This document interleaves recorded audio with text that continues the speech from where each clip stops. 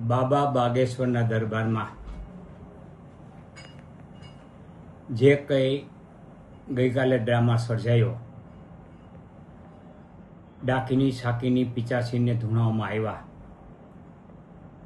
જેનો વળતારો મેં અગાઉથી પણ આપી દીધો હતો કે આવું થવાનું છે. બાબા ઢોંગ ધતિંગ કરવા માટે પંકાયેલા છે. જેવી રીતે જાદુગર છે એ પોતાના માણસો, જેને માવઠાઓ કહે છે, એ માવઠાઓ દ્વારા જાદુગીરી કરે છે, તેવી જ જાદુગીરી આ ઢોંગી બાબા બાગેશ્વર કરી રહ્યા છે. હકીકતમાં હનુમાન ચરિત્રો પર કથા કરવા આવ્યા હતા. હનુમાન ચરિત્રો પર પૂરી 1 કલાક પણ બોલ્યા નથી, અડધી કલાક પણ બોલ્યા નથી. જે લોકો હનુમાન ચરિત્રની કથા માટે આવ્યા હતા તે પણ નિરાશ થયા. એટલે હનુમાન ચરિત્ર બોલવા ઉપર એની ક્ષમતા પણ નથી અને એની પાસે નોલેજ પણ નથી. આ માત્ર ને માત્ર કોમ વચ્ચે વૈમસ્ય ફેલાય, ઝેર ફેલાય, એ પ્રકારનો કુપ્રચાર કરવા માટે આવેલા હતા. ડાકીની શાકીની પિચાસીની કે અન્ય પ્રેતાત્માએ બાબાએ આહવાન કર્યું કે અહીંયા આવો. એટલે એના જ જે માણસો હતા, મોટા ભાગે બિન ગુજરાતી હતા, તેઓ આવ્યા.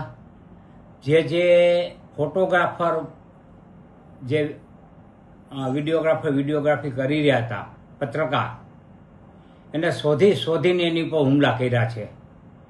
એવા જ એક પત્રકાર આ ધતિંગની વિડીયોગ્રાફી કરી રહ્યા હતા, રિપોર્ટિંગ કરી રહ્યા હતા, તેમાં તેની સાથે પણ તેની ઉપર હિચકારો જોરદાર હુમલો કરવામાં આવ્યો.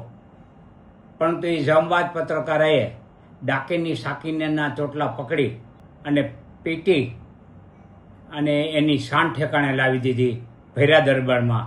જો એ ડાકીની શાકીની પિચાસીની એટલી જ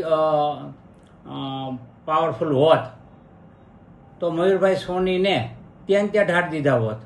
આ કેવડી મોટી અંધશ્રદ્ધા! આપણે બાળકોને વૈજ્ઞાનિક બનાવવાના છે કે બાળકોને આ અંધશ્રદ્ધામાં લઈ જવાના, ધકેલવાના છે? કાયદાકીય ગુજરાતનો જે કાયદો છે, અઘોરી પ્રથા, જાદુગીરી, અંધશ્રદ્ધા ફેલાવવાનો, એ 2024ના કાયદા હેઠળ પોલીસ પગલાં લે અને મોટો ફરિયાદ દાખલ કરે અને આયોજકો અને બાબા વિરુદ્ધ કાર્યવાહી કરે.